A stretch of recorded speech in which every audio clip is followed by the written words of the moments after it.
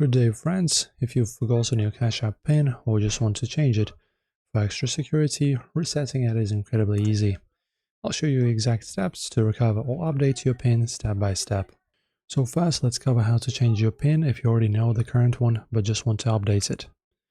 So open Cash App on your phone and tap on your profile icon. Then scroll down the menu and tap Security and Privacy.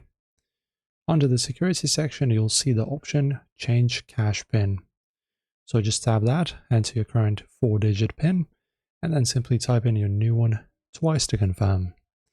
But what if you completely forgot your PIN? No worries, the recovery process is right built in. So go back to that same Change Cash PIN, but this time tap Forgot Cash PIN. To protect your money, Cash App needs to verify it's actually you. They will send a 6-digit verification code to your linked phone number or email. So grab that code, type it in, and click confirm. And that's all there is to it. Your account will be safe and your new PIN is logged in. Enjoy the guide as always. If you like our videos, make sure to subscribe.